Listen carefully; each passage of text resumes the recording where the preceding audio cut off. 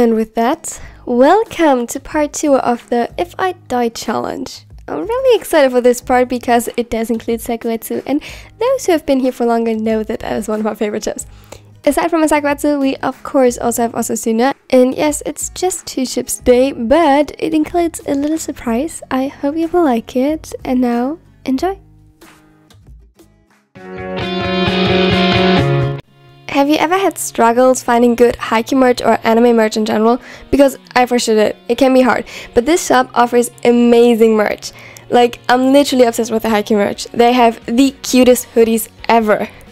Now, if you want to get 10% off, click the link in the description. They offer me a collaboration, which is literally amazing, and you support my channel this way. So, win-win. Let's go.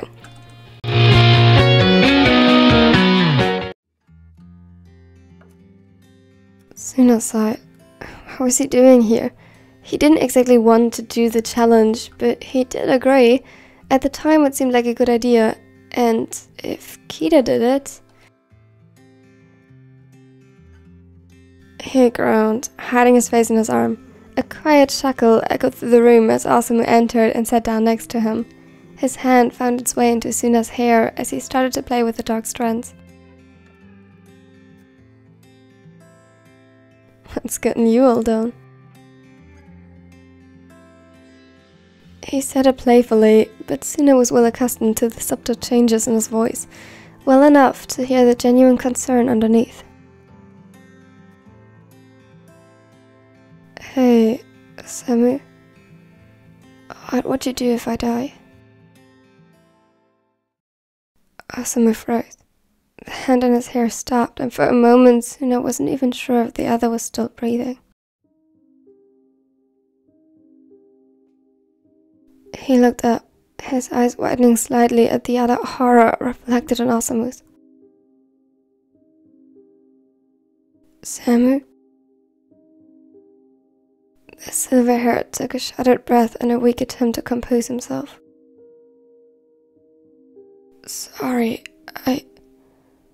I guess Sumu rubbed off on me.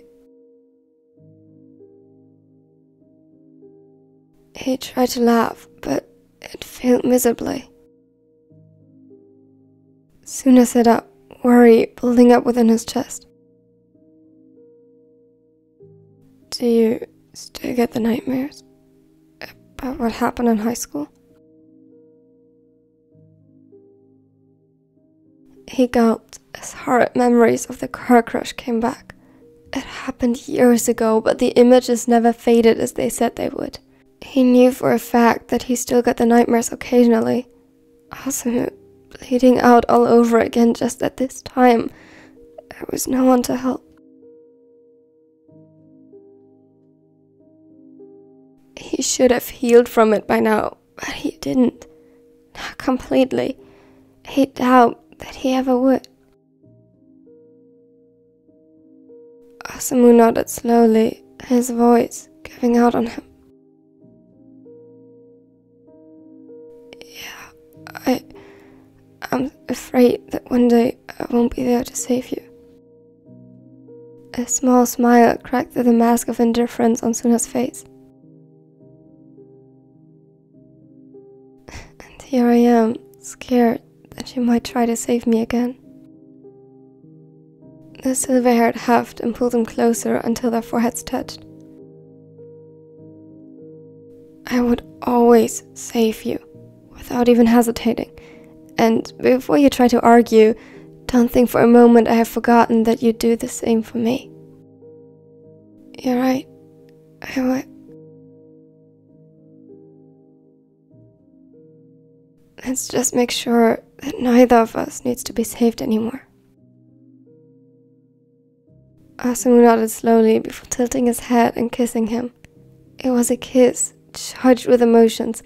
All his pain, fear, love, and devotion poured into this one kiss. Things words might not have been able to convey, wrapped in a small gesture, and Suna lived for it.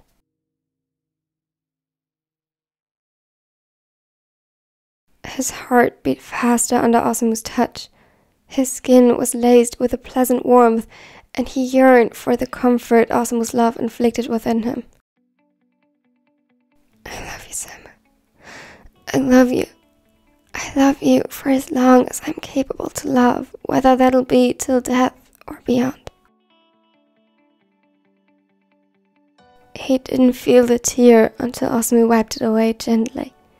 Tender as all of his touches were, did he caress his cheek and trace the contours of his face.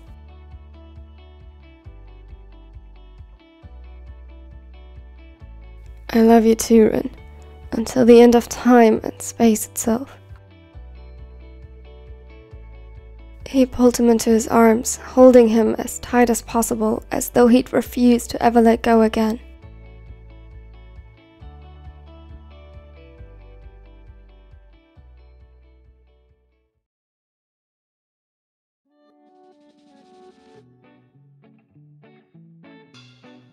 That was so cute.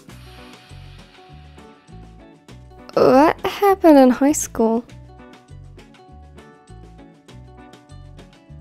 You don't know? We wouldn't ask if we did. Should I tell them?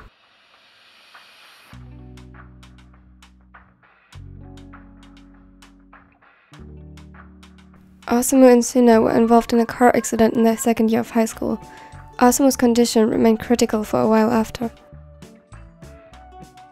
I'm so sorry. Oh God.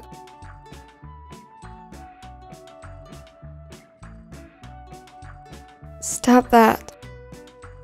It happened years ago. Today opened some old wounds, that's all. I should have thought about it beforehand. Make sure Samu's alright. Of course. Also, what was that bit about me rubbing off on him? I'm not that bad. Why don't you prove it and go next? Fine. He will probably just ignore me, so that's that. Atsumu offline. He really has no idea how attached Sakusa is to him. Same for you, though.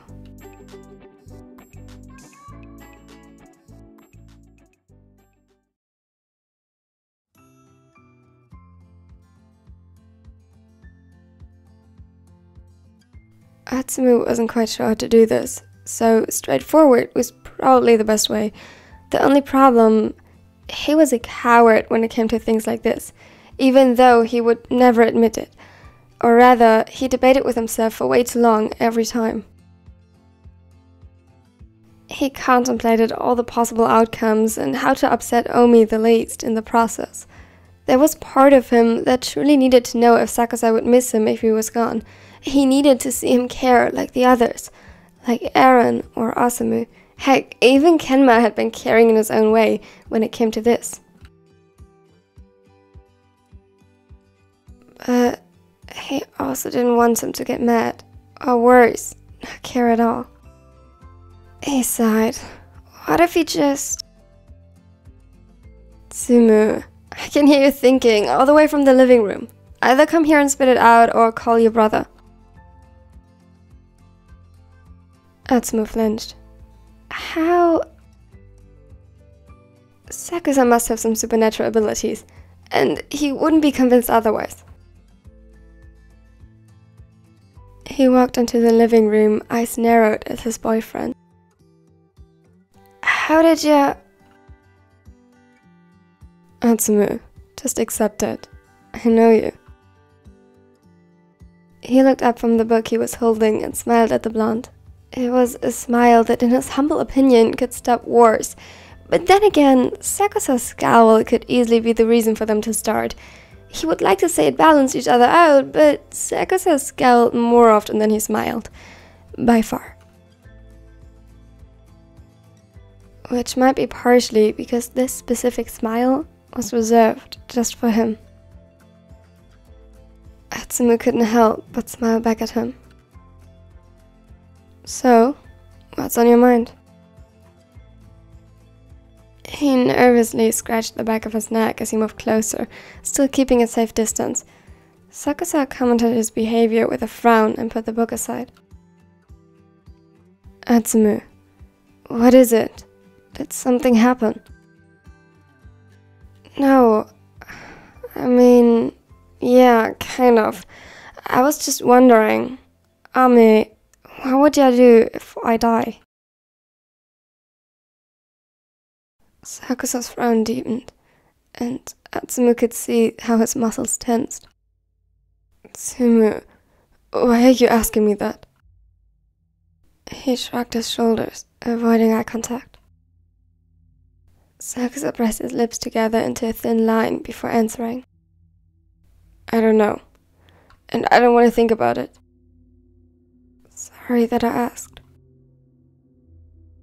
The ace took a shuddered breath, scanning him with a scorching glare before getting up and leaving the room. Well, that was catastrophic. He was almost too embarrassed to share it with the group chat. Almost.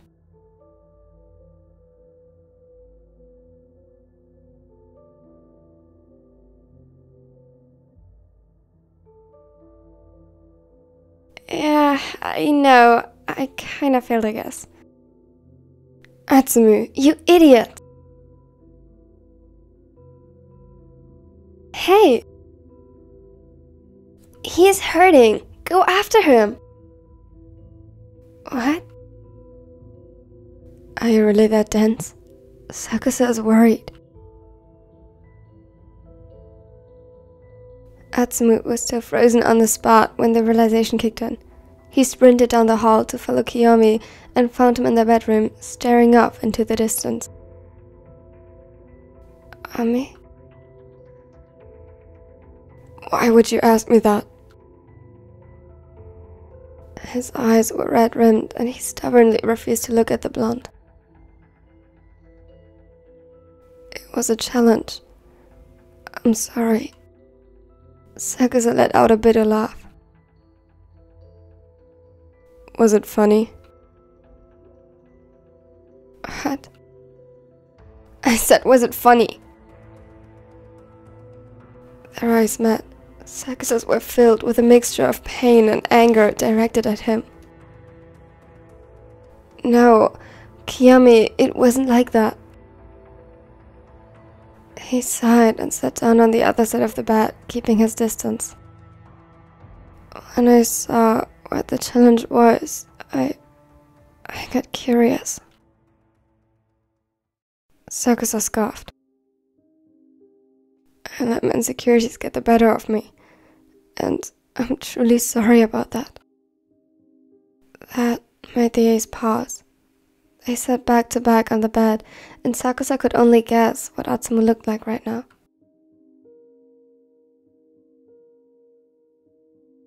Your insecurities? Atsumu hummed to confirm.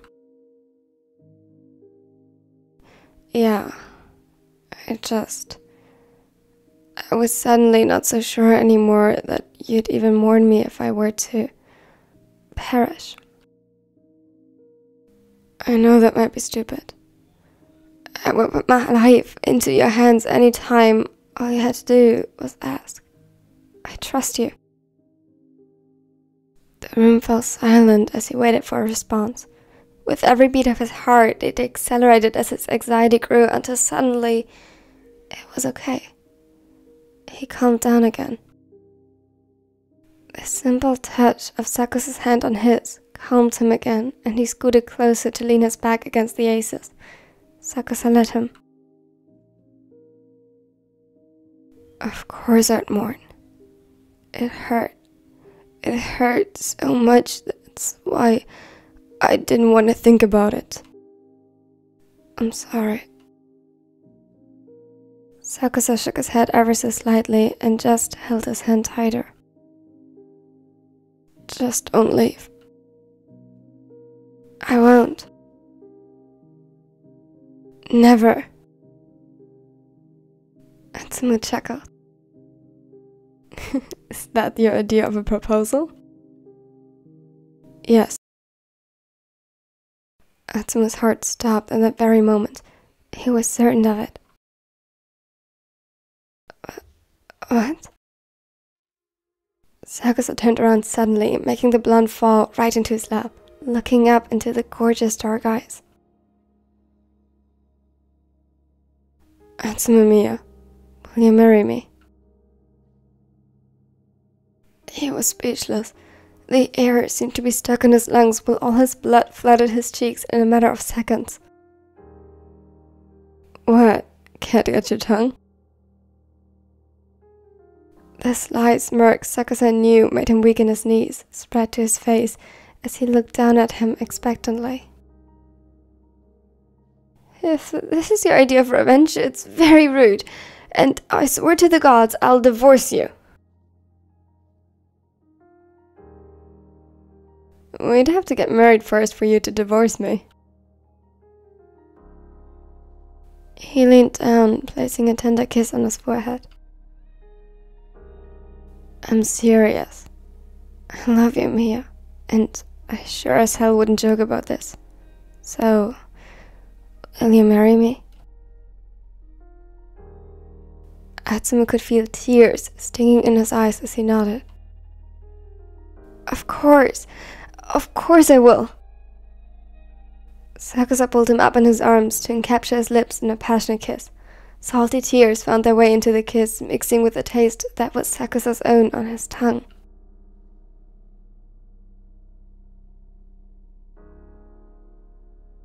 When the ace tried to pull away, Atsumu followed, and they fell onto the bed, laughing and out of breath.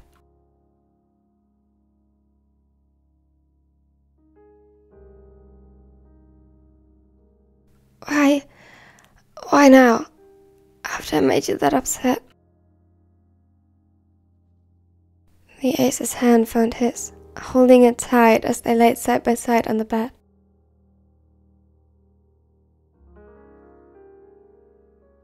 I was thinking about it for a while now. You just made me realize that I really don't want to live without you anymore. Now is as good as ever. As long as you stay with me forever, I'm fine. Atsumu burst out laughing. So he will never believe me when I tell him how we got engaged.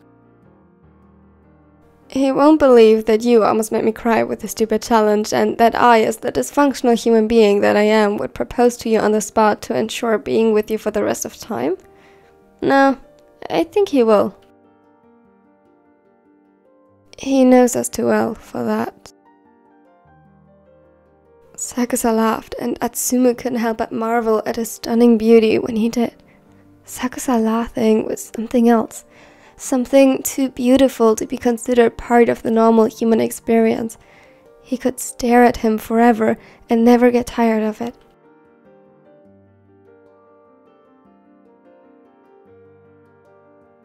And now he actually could. He reminded himself and laughed again. Oh, me, you're gonna be the death of me.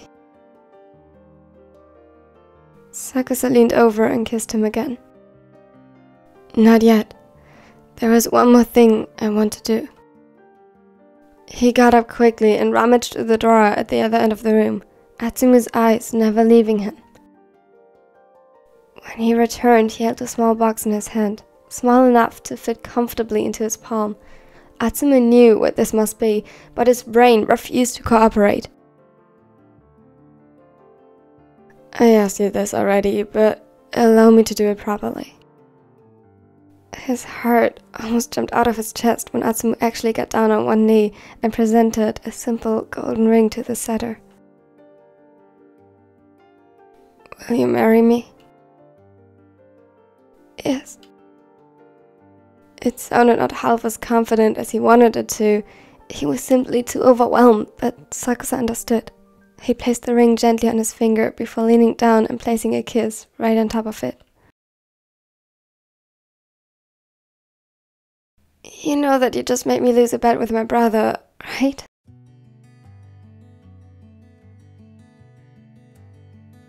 The ace rolled his eyes and stopped any further stupid comments by sealing his mouth shut with a kiss.